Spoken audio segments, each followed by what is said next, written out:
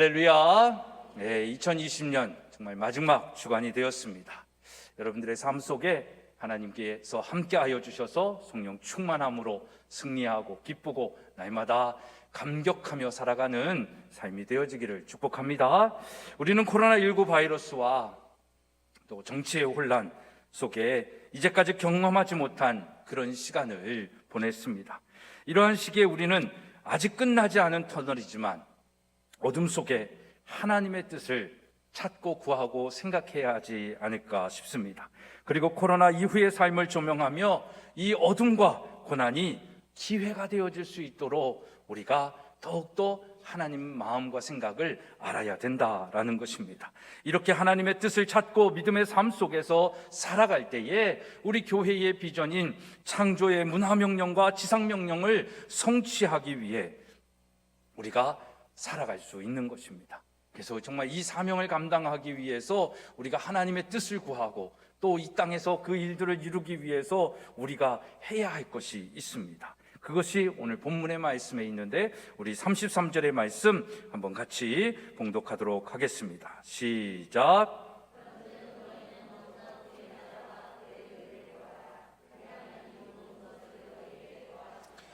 구하는 것입니다. 기도하는 것입니다. 여러분, 우리는 이것이 우리 교회의 10번째 비전인데 우리 같이 한번 선포하겠습니다. 먼저 하나님의 나라와 의를 구하는 기도하는 공동체.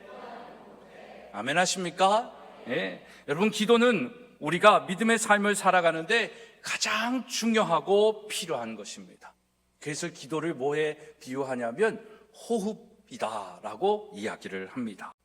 호흡이 멈춘 상태를 의학적으로 뭐라고 얘기합니까?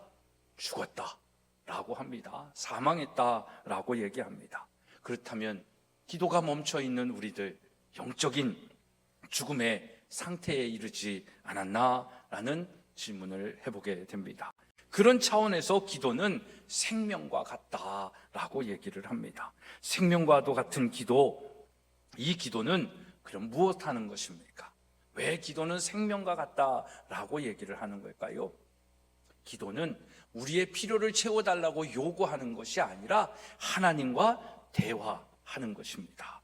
그래서 하나님과 대화하면서 우리가 이 세상을 살아가는 능력을 얻는 거예요. 살아가는 지혜를 얻는 겁니다. 그래서 이 죄악의 세상 속에서도 여전히 승리하며 행복하게 살아갈 수 있는 그 하나님의 공급하심, 그 하나님의 지혜를 얻게 되는 것입니다. 그래서 우리는 이곳에서, 이 세상 속에서 살아갈 수 있는 힘을 얻게 되는 것입니다. 그런 의미에서 영혼의 호흡인 기도는 생명처럼 중요하다라고 말씀을 합니다. 이 중요함을 알기에 인간의 몸을 입고 오신 예수님도 기도하셨을까요? 안 하셨을까요? 기도하셨잖아요. 습관을 쫓아서 기도하셨고요, 때를 따라 기도하셨고요, 무엇보다도 우리보다 더 이른 새벽에 일어나셔서 기도하셨습니다. 또 우리가 잘 알고 있는 것처럼 사도 바울은 쉬지 말고 기도하라 라고 말씀하고 있습니다. 오늘 우리는 어떤 기도를 하고 있습니까? 2020년 우리 교회의 표효가 뭐였습니까? 믿음의 기도로 능력 있는 교회 아니었습니까? 이 본문의 말씀은 마가복음 9장 23절로 29절의 말씀이죠. 말 못하는 귀신 들린 아들에게서 귀신을 내쫓아 달라고 어떤 아버지가 제자들에게 간청을 했습니다. 근데 그 제자들이 귀신을 내어쫓지 못했어요. 그래서 예수님께 말씀드렸고, 예수님은 제자들에게 그 귀신을 내어쫓지 못하는 것을 보면서 뭐라고 말씀을 하십니까?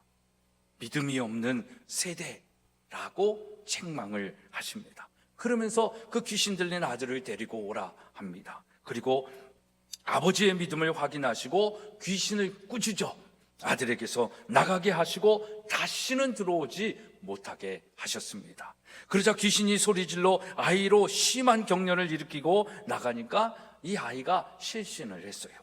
그래서 사람들은 이 실신한 아이를 보고 다 죽었다라고 생각을 한 것입니다. 하지만 예수님이 아들의 손을 잡아서 일으키시니까 이 아이가 일어났습니다.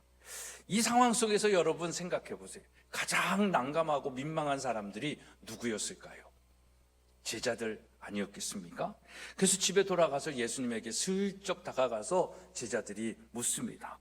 우리는 어찌하여 능히 이 귀신을 쫓아내지 못했습니까? 라고 묻습니다. 그때 예수님께서 이렇게 대답하시죠. 기도 외에 다른 것으로는 이런 종류가 나갈 수 없다 라고 말씀하십니다. 사랑하는 여러분, 어떻게 생각하면 우리는 제자들처럼 능력 있는 예수님을 믿으면서 능력 없고 나약한 삶을 살아가고 있는지 모르겠습니다. 그런 우리가 능력 있는 그리스도인의 삶과 공동체를 이루기 위해 오늘 우리에게 필요한 것이 있다면 뭘까요? 그건 믿음입니다.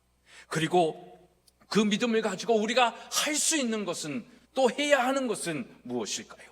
기도하는 것입니다. 하지만 우리에게 생각해 보면 믿음이 없습니까? 기도하지 않습니까? 우리에겐 믿음이 있죠. 믿음이 있으니까 오늘도 이렇게 예배를 드리죠. 그 믿음이 없으면, 하나님을 믿는 믿음이 없었다면 다른 종교에 갔거나 집에 있었겠지요. 기도의 시간은 부족한지 모르겠지만 기도하지 않는 또 우리의 모습은 없지 않습니까? 기도하며 살아가고 있습니다. 그렇다면 우리의 문제는 뭘까요? 우리는 왜 제자들처럼 능력 없는 그리스도인의 삶을 살아가고 있는 것입니까? 아마도 믿음과 기도의 방향과 하나님이 원하시는 기도를 몰라서 그런 것은 아니겠느냐라는 것입니다. 그래서 우리는 기도하는 것이 힘들고 기도를 어떻게 하는지 모른다라고 생각을 해서 1시간도 10분도 기도하는 것이 너무나 길게만 느껴지고 불필요하게 생각이 되어지는 거예요. 그러니까 믿음이 없으면 내가 뭐 기도한다고 되겠어? 라고 기도하지 않는 것이고, 믿음을 가지고 기도를 하는데도 기도하는 것이 한 시간은 한 것 같은데 10분밖에 안 되는 이유는 그 기도의 진정성, 기도의 방향을 상실한 이유가 아니겠느냐라는 것입니다. 사랑하는 여러분, 그런 우리의 기도의 문제는 무엇일까요? 왜 우리는 응답받지 못하는 기도를 하고 있을까요? 문제는 기도의 양도 있지만 우선순위의 문제인 것입니다. 예수님께서 오늘 우리에게 말씀하십니다. 먼저 그의 나라와 그의 의를 구하라. 기도할 때 먼저 해야 할 것이 있다라는 것을 우리에게 알려주시는 것입니다. 우리의 기도는 하나님의 나라와 의를 구하는 기도입니까? 아니면 이 땅의 우리의 문제와 해결을 위한 기도입니까? 오늘 본문 말씀처럼 염려와 근심을 가지고 내일 어떤 일이 벌어질지도 모르는 그 근심과 걱정을 가지고 기도하고 있습니까? 주님은 이 땅의 문제와 해결을 위해 기도하지 말라고 하는 것이 아닙니다. 먼저 해야 할 것이 있다라는 것입니다. 우선순위의 문제인 것입니다. 우리가 먼저 구해야 할 기도가 있다라는 것은 우리의 삶의 기준을 얘기하는 것입니다. 우리 인생에 있어서 먼저 끼어야 할 단추가 있다라는 것이죠. 이 땅의 것들을 가지고 우리가 구하는 것, 무엇을 먹을까, 무엇을 마실까, 무엇을 입을까, 이런 것 가지고 기도하는 것이 우리의 삶의 기준이 아니다라는 거예요. 우리의 삶의 기준은 하나님에게 있는 것입니다. 그래서 그 하나님께 구해야 할 것들을 구하면 이 땅의 문제들은 다 자연스럽게 해결되어지는 거예요. 이거는 첫 번째, 두 번째, 세 번째 그런 의미도 있지만은 우리의 삶의 기준이, 우선순위가, 그 중심이 하나님께 있는 기도를 드려야 한다라는 것을 말씀하고 있는 것입니다. 우리가 먼저 구하는 기도, 그것은 무엇입니까? 나 자신을 위한 기도입니까? 하나님을 위한 기도입니까? 이렇게 기도하기는 하지만 방향을 모르고 방법을 모르는 자들에게 예수님이 마태복음 오늘 6장 5절부터 그 기도에 대하여 말씀하고 있습니다. 첫째로 외식하는 기도를 하지 말라고 얘기합니다. 사람들에게 보이기 위하여 기도하지 말라는 것입니다. 사람들이 볼 때만 기도하지 말라는 거예요. 이 말은 형식적인 기도하지 말라는 거예요. 거기에 생명이 없다라는 것이죠. 두 번째 뭐예요? 은밀한 중에 기도하라는 거예요. 같이 모여 예배할 때 기도도 하지만 더 많은 시간 우리의 은밀한 중에 하나님과 비밀 얘기 나누듯이 내 마음의 아픔과 서름과 고통, 그 한을 가지고 하나님 앞에 나아가는 거예요. 그리고 하나님 앞에 깊은 기도를 드리는 거예요. 방해받지 않을 그 기도의 자리에서 정말 하나님과 대화하면서 기도하는 그 은밀한 중에 기도하라는 것입니다. 그리고 세 번째로 중언부언하는 기도하지 말라는 거예요. 중언부언의 사전적 의미는 이미 한 말을 자꾸 되풀이하는 것을 의미합니다. 자꾸 되풀이하는 이유는 뭘까요? 생각 없이 기도하기 때문에 그렇죠. 그냥 중얼중얼하는 것이죠. 그러나 생각을 가지고 하나님 앞에 내 마음과 뜻과 정성을 다하는 기도는 중언부언하지 않겠죠. 하나님 앞에 진실된 고백을 하겠죠. 요청을 하겠죠. 그 음성을 듣기를 원하겠지요. 그런 기도를 하라고 말씀하시는 겁니다. 의미 없이 공허한 말로 반복하는 기도 하지 말라는 것입니다. 오히려 진솔한 대화하듯이 정직한 마음으로 기도하는 것입니다. 이렇게 기도에 대해서 알려주시고 하나님의 나라와 의를 구하는 기도를 우리에게 가르쳐 주시죠. 그게 바로 주님의 기도인 것입니다. 우리 마태복음 6장 5절부터 13절의 말씀 한번 같이 다 외우고 우리가 항상 하는 기도이지만 정말 예수님이 우리에게 가르쳐 주신 하나님의 나라와 의를 구하는 기도임을 믿으면서 한번 읽었으면 좋겠습니다. 시작. 그러므로 너희는 이렇게 기도하라. 하늘에 계신 우리 아버지여, 이름이 거룩히 여김을 받으시오며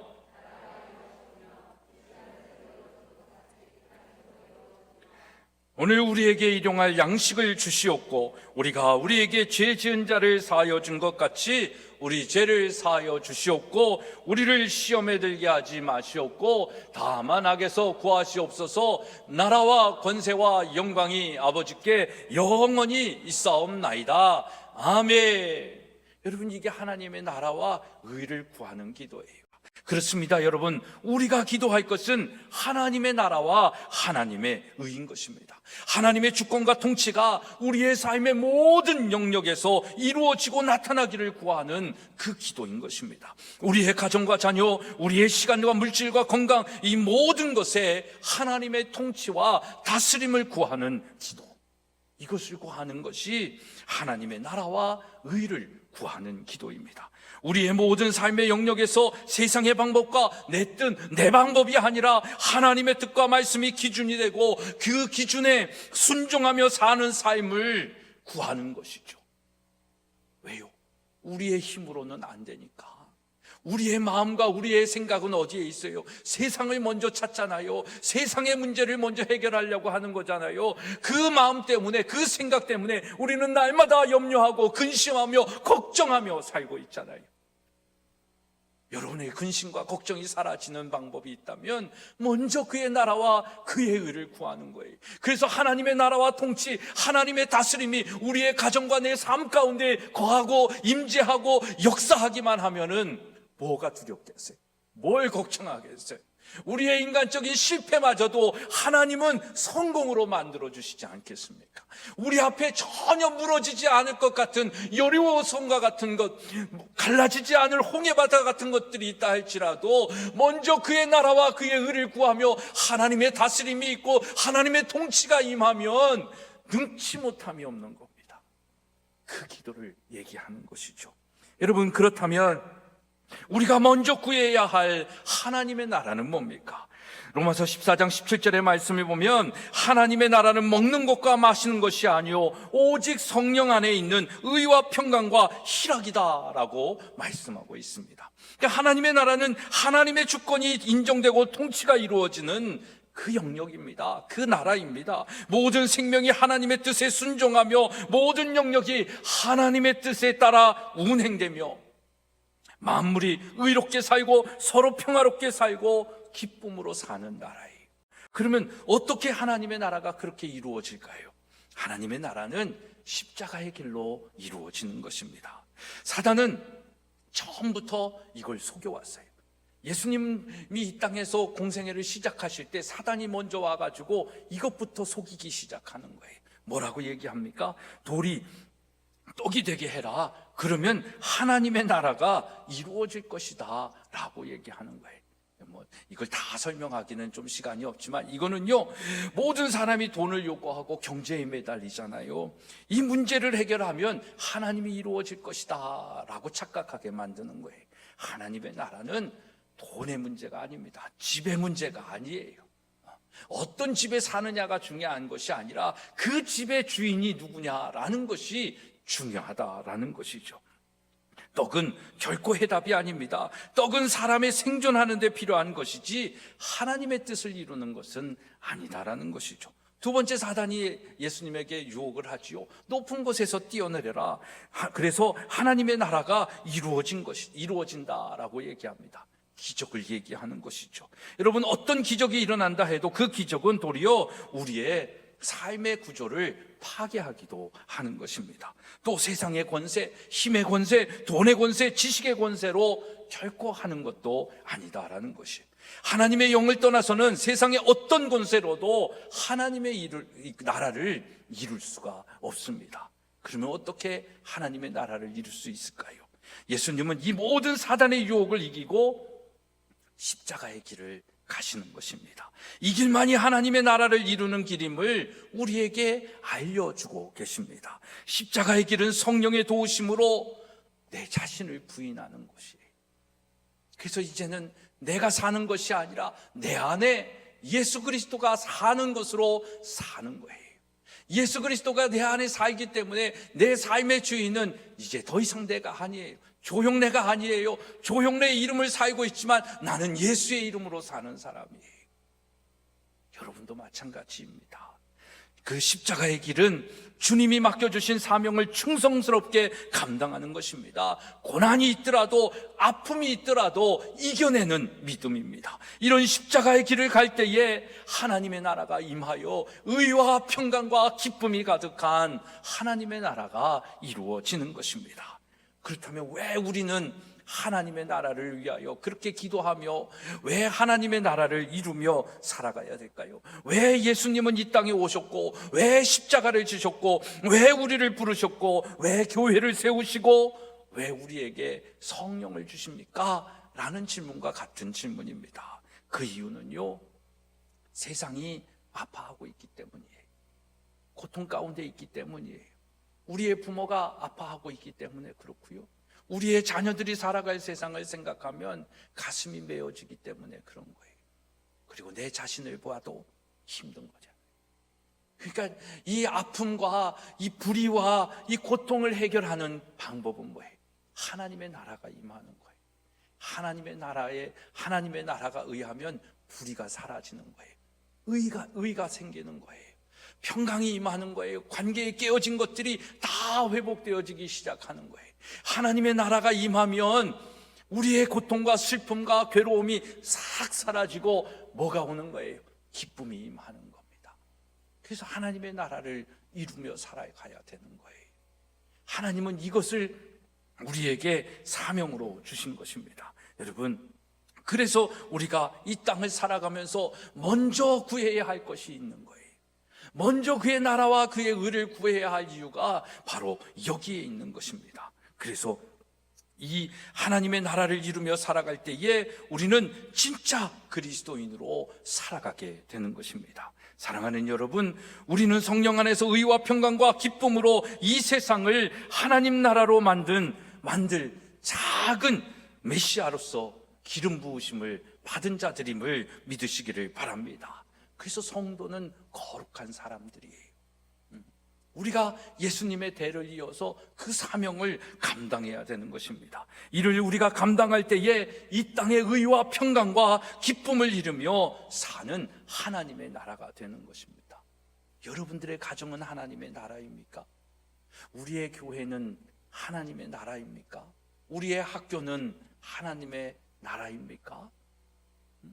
정말 우리가 하나님을 중심으로, 하나님을 기준으로 먼저 그의 나라와 그의 의를 구하며 우리의 삶의 모든 기준과 우선순위가 하나님이심을 고백하며 살아갈 때 이 의와 평강과 기쁨의 삶을 살아가게 될 줄로 믿습니다.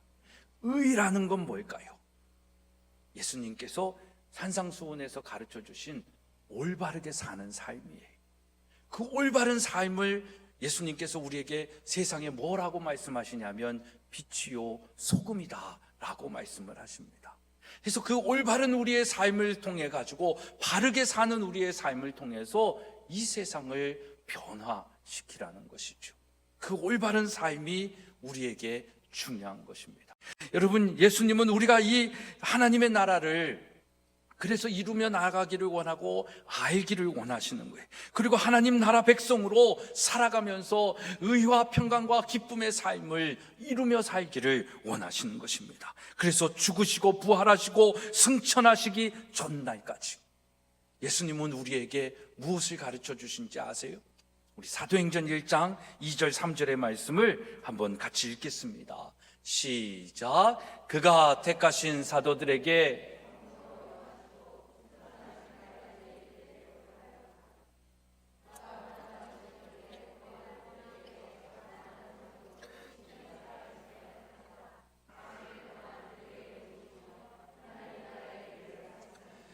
40일 동안 그들에게 나타나셔서 가르쳐 주신 게 뭐다? 하나님의 나라예요. 하나님의 올바른 삶은 이렇게 사는 거야. 하나님의 평강은, 하나님의 샬롬은 이렇게 사는 거야. 깨어진 관계를 회복하기 위해서 이렇게 살아야 되는 거야. 잃어버린 기쁨, 잃어버린 감사, 잃어버린 은혜를 회복하기 위해서 이렇게 살아가야 되는 거야. 그래서 기쁨의 삶을 살 수 있는 거야. 이것을 40일 동안 가르쳐 주신 거예요. 제가 보기에는, 생각하기에는 3년의 공생의 기간보다 이 40일 동안 더 집중되게 제자들에게 가르치지 않으셨나라는 생각을 해봅니다. 그리고 이 하나님 나라를 이 세상에 알려주고 증명하는 증인의 삶을 살라고 부탁하시잖아요. 우리 사도행전 1장 8절 한번 같이 읽겠습니다. 오직 성령이 너희에게 임하시면 너희가 권능을 받고 예루살렘과 온 유대와 사마리아와 땅끝까지 이르러 내 증인이 되리라. 오늘 하나님이 우리에게도 동일하게 증인된 삶을 부탁하시고 명령하시는 줄 믿으시기 바랍니다. 그래서 이 부탁을 받은 제자들은 무엇을 하는 거예요? 성령을 받을 때까지 기다려라 라고 하시니까 그 기다리라는 말씀에 순종하여 무엇하는 거예요? 우리 1장 14절의 말씀 한번 같이 읽겠습니다. 시작. 여자들과 예수의 어머니 마리아와 예수의 아우들과 더불어 마음을 같이하여 오로지 무엇에 힘쓰더라? 기도에. 어떻게 기도했다? 오로지 기도에 힘썼다라고 얘기를 하는 것입니다. 사랑하는 여러분, 이것이 하나님 나라 증인의 사명을 받은 우리가 먼저 구해야 할 기도임을 믿으시기를 바랍니다. 이게 오늘 기도하는 집인 교회가 해야 할 사명인 것입니다. 그러면 하나님께서 우리가 살아가면서 하는 모든 근심과 걱정을 해결해 주시고 우리가 알지 못하는 문제까지도 그거 은밀한 중에 공급하여 주시고 해결하여 주시고 열매 맺게 하여 주실 줄로 믿습니다. 이게 그리스도인입니다. 이게 그리스도인이 가지고 있는 영향력이에요. 능력입니다. 근데 우리에게 이게 없다면 뭘까요? 기도하기는 하는데, 믿는다고 하고 교회는 나오긴 나오는데 아직 이 먼저의 부분이 해결되지 않았어요. 먼저 하나님 앞에 나아가지 않아요. 바쁘면 나오지 않아요. 먼저 우선순위, 우리의 삶의 모든 우선순위가 하나님께 있지 않아요. 이건 비단 여러분들에게 주일 예배를 성수해야 됩니다라는 걸 강조하는 차원이 아닙니다. 그건 여러분들의 믿음이잖아요. 근데 우리의 삶의 우선순위가 믿음으로 내 안에 있다면 그 시간을 지키는 거죠. 그게 믿음이다. 제가 자살을 얘기할 때도 얘기하잖아요. 자살했다고 지옥 간다라고 얘기하지 않습니다. 그러나 믿음이 있다면 먼저 그의 나라와 그의 의를 구하는 하나님 나라의 백성으로 살아간다면 죽지 않아요. 믿음이 없기 때문에 죽는 거예요. 그래서 우리 자녀들에게, 다음 세대들에게 이 하나님을 알려주는 것, 증인으로서 살아가는 것, 이게 중요하다라는 거죠. 이게 우리의 삶의 프라이어리티라는 거예요. 우선순위라는 거예요. 첫 번째 우리가 발을 내딛고 행해야 할 일들이 바로 이거다라는 것을 이야기하는 것입니다. 우리가 옷을 입을 때도 첫 단추를 잘못 끼우면 뭔가 괜찮은 것 같은데도 안 맞잖아요. 어색하잖아요. 우리의 삶이 지금 옳지 않고 맞지 않은 삶을 사는 이유는 우리의 삶의 첫 단추가 하나님이 아니기 때문에 그래요. 우리의 삶의 기준이 하나님이 아니기 때문에 다 어그러진 거예요. 괜찮은 것 같은데 어그러진 거예요. 잘 살고 있는데 천국 가지 못하는 거예요.